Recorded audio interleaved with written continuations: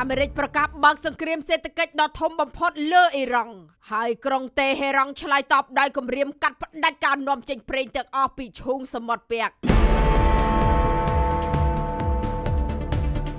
សង្គ្រាមរវាងអាមេរិកនិងអ៊ីរ៉ង់កំពុងផ្លាស់ពីសមរភូមិយោធាទៅជាសមរភូមិសេដ្ឋកិច្ចដ៏ក្តៅគគុកអាមេរិកបានប្រកាសត្រៀមបើកការវាយប្រហារហិរញ្ញវត្ថុដ៏ធំបំផុតមិនធ្លាប់មាន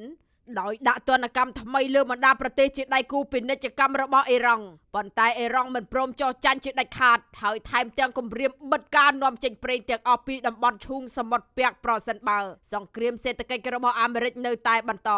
ការប្រឈមមុខដាក់គ្នាដ៏តានតឹងនេះជាសញ្ញាព្រមានថ្មីចំពោះទីផ្សារប្រេងនិងការដឹកជញ្ជូនរបស់ពិភពលោកនេះបើយោងតាមការចុះផ្សាយរបស់ទីភ្នាក់ងារព័ត៌មាន Reuters កាលពីថ្ងៃទី23ខែសីហាឆ្នាំ2026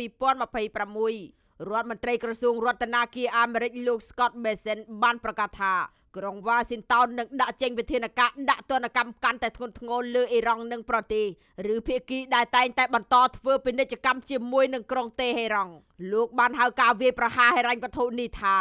Economic D-Day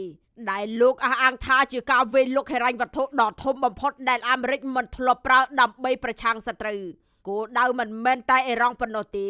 ប៉ុន្តែថែមទាំងចង់ដាក់សម្ពាធលើបណ្ដាប្រទេសដែលបន្តរក្សាទំនាក់ទំនងពាណិជ្ជកម្មនិងហិរញ្ញវត្ថុជាមួយក្រុងតេហេរ៉ង់ផងដែរជាការឆ្លើយតបក្រុងតេហេរ៉ង់បានបង្ហាញចំហររឹងមាំដោយលោក Mohsen Rezai ជាមន្ត្រីជាន់ខ្ពស់នៃក្រុមប្រឹក្សាសន្តិសុខជាតិអ៊ីរ៉ង់ប្រមានថាបើសិនជាសង្គ្រាមសេដ្ឋកិច្ចនៅតែបន្តអ៊ីរ៉ង់អាចនឹងបញ្ឈប់ការនាំចេញប្រេងទាំងស្រុង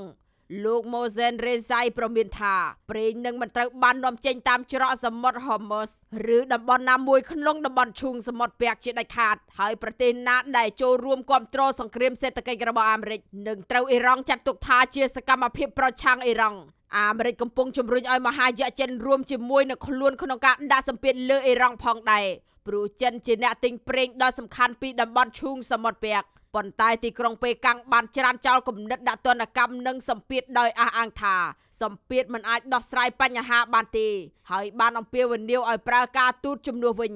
ខណៈការចរចាផ្ទាល់រវាងក្រុង Washington និងតេហេរ៉ង់នៅតែជាប់គាំងប្រទេសនានាដូចជាកាតា ប៉ាគីស្ថាននិងទូគីកំពុងព្យាយាមជួយបើកផ្លូវការទូតឡើងវិញ